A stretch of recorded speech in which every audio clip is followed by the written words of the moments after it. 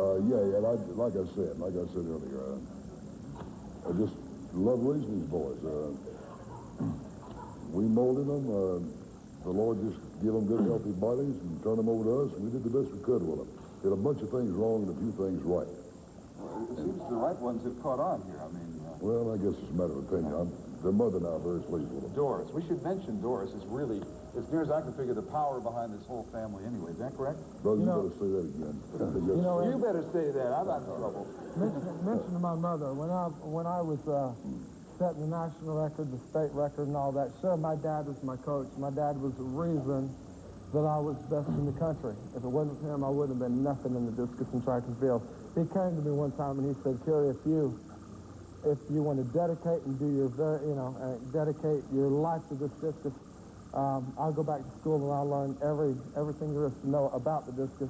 And my father did that. And I'll tell you what, folks, every day my mother was out there lugging 4 or 5 discuses that weigh 4 pounds apiece, throwing them back to me every day. And if she couldn't throw it that far, she was running them that far. But my mother was there every workout. And I'll tell you, that's... God bless my mother. She was a heck of a lady. I was the assistant. Yes, I figured. Mike, here it comes. You ready? See? I mean, he's just... Give me a little applause for Mike to kind of wake him up.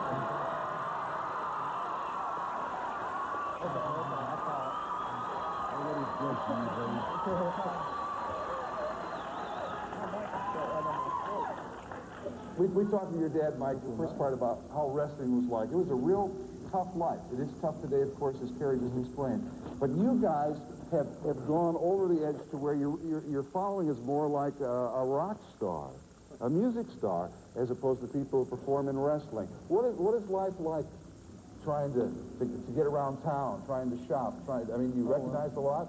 Well, yeah, it's a fun thing. It's really fun. It's always, you know, especially for me when I was so young coming in, and I'm still young now.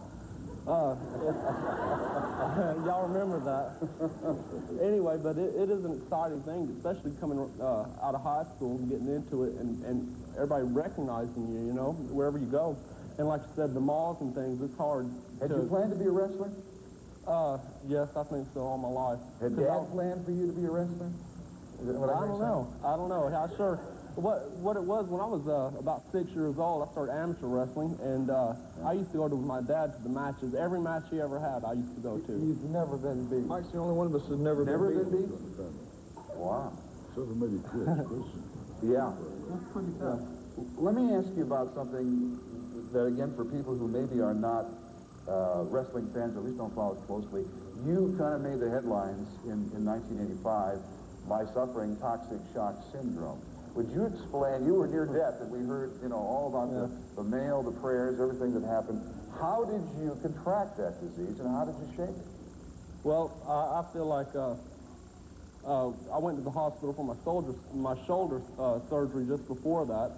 I think a week before I got sick, and they did the surgery on me, and the day I got home, that's the last thing I remember was just going home and sitting there watching TV, and the next thing I knew, I was waking up in the hospital about, I guess about 2 or 3 weeks later on. So you didn't know the vigil that was going on? No, I really didn't know what was going on. My fever was so high. I had a 107 fever temperature, and it was so high that I was hallucinating the whole time, so I didn't really have a perception of what was really going on. I have memories of some things that happened and something, but I don't remember them doing anything to me that I didn't like, you know, putting the different instruments and things like that, open up my wound again and all that. Again, for me watching it as just a viewer seeing the television news, the question was not whether you'd ever wrestle again, but whether you'd live. Yeah. So this has been a pretty amazing recovery. And then the next time we read about you, you have rolled your car over. Is that?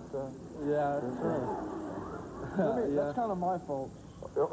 Let me tell you confess here, Coach? Yeah, I want to just tell you why it was my fault. We were watching tapes over at my house because Mike had been out for a while, and we were Kerry and I were really anxious to get him back, and we couldn't put him on heavy weights yet, and we couldn't even wrestle with him yet. The doctors had strict orders. And so we were watching videotapes of some of the Oriental wrestlers, and we had tapes and tapes and tapes. Anyway, about 4:30 in the morning, I wake up, and my brothers are all asleep, and so I said, hey, you guys, get up and, get out of here. go to bed, you know. And 4:30 in the morning. Okay. so next thing I know, I'm getting a phone call that Mike rolled his car over, but he didn't even get a scratch, so he's fine. I'll tell you what, my little brother Mike is the most inspirational. He got an award here recently.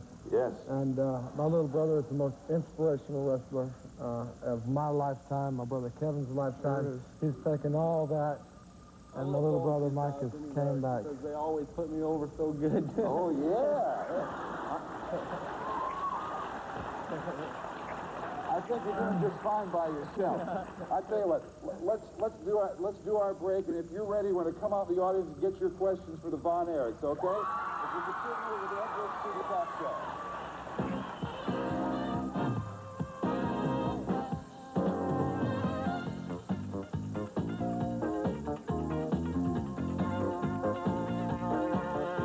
The Ed Bush TV Talk Show. Just before we go to the audience, I want to ask one question that is going to come from the audience anyway, fellas. And Fritz, I don't know if you want to answer this or the boys in reaction to this, but it was a very sad day.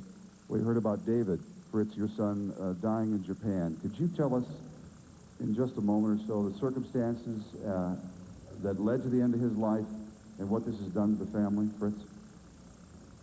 Yeah, he had... say it was devastating is the understatement of the century, naturally, for us. David left here, went to Japan, and he left with an illness, which we didn't know anything about. David never told us when he hurt. He had an infection in his intestine. Did he know that? No. I knew he'd had some stomach problems, and but at our boys, when there's a main event there, the boys have been raised to be there. Just thousands of people that paid their money to see those boys wrestle. Show a broken leg for them, we expect them to be there. So we knew David was sick, but they had no idea how sick. He got over there in his first match and got a severe leak in the intestine area, and it ruptured the intestine. David again didn't complain. They invited him to go out to dinner the first night, which they always do when the stores come, and David told them no. He thought he'd go to bed. Told them no when he was hurting. David apparently died in his sleep during the night. The intestine ruptured. Was it even more frustrating because it was 10,000 miles away? Did you just feel that this added to the grief because you were so removed from what had happened to your son? My brother just, the words can't describe it. I lost my baby. My wife had lost her baby. The boys had lost their brother. Jerry? He was on another part of the world. What was the reaction of the brothers? What? The brothers. What was the reaction? Mine? Yeah. Well, you know, I was out seeing my mom and dad out in Tyler, Texas, and my brother Kevin came knocking on the door. And they came walking in the hotel room, and they sat down, and I just got up, getting ready to go train. And it's different when a brother dies than a brother tells you. You know, you try to make it not as bad on the other brother, but my brother Kevin came up and he said, you know, your brother Dave died. Our brother Dave died. And I couldn't believe it. I mean, you know, when something like that happens, your legs feel like water. You ask what it did to the family. It made us more or less realize that we're just passing through a door. That hey, our bodies may be left here on earth, but our souls go to heaven.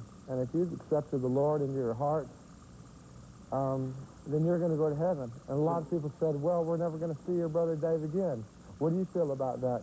Well, I'm a Christian. My family is Christians. And so it reinforced the feeling you already had. Yeah, and when you're a Christian, you know that you're going to see that person again. So if you accepted the Lord, hey, you're going to see my brother again in heaven. So, hey, he's in a lot better place than we are. When something like that happens, same thing with Mike. Yeah. The one who's not hurt is not Mike, is not Dave. It's the people that are left behind. All right, let's and it's so true. And it's made us accept death a lot easier. But hey, we know our brother Dave's in a lot better place than we are right now. Okay, and so I'm out here and I need to ask these people the questions. You have a question for which Von Erich? for Kevin. Yeah, I'd like to know, Kevin, besides your father, what most inspired you? To be a wrestler? Yeah, in your wrestling career. Besides your father, what most inspired you to be a wrestler or in your career? Yeah, we're not hearing you very well, partner. I made that out, just barely, though. What inspired me to be a wrestler was, now, you know, all my life I loved football, and I always had a football in my hand. I couldn't find people to play with me, so I just punted up in the air and catch it. And in college, I was a punter. I was a running back. I was even a wide receiver once I hurt my knee, tight end. And so football was always kind of number one there, but I always wanted to be like my dad, too. And I had a knee injury, and I was afraid that if I kept playing football, I'd get more knee injuries because my coach used to say that I didn't have any regard for personal injury, that I kind of had reckless abandon is what he called it, and it's kind of deal that pain tells you, you know, when to quit. Well, I was pushing a little too hard, and I was afraid. Yeah, I was afraid that I'd hurt myself, you know, and where I couldn't wrestle, which was my #1 goal. Okay, you have a question for which one? I was wondering